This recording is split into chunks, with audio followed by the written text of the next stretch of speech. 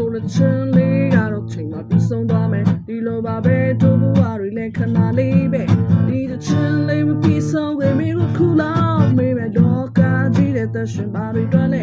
ဒီကုန်းချူစားရောက်ကန်ရင်ချိန်ကုန်သွားဆိုတဲ့ချင်းလေးကတော့ချိန်မှပြီးဆုံးသွားမယ်ဒီလိုပါပဲတို့ဘဝတွေလည်းခဏလေးပဲဒီချင်းလေးမပြီးဆုံးခင်မင်းတို့ခုလောက်မေးမယ်တော့ကားကြီးတဲ့သက်ရှင်ပါတွေတွန်းလေ你够出山有根叶。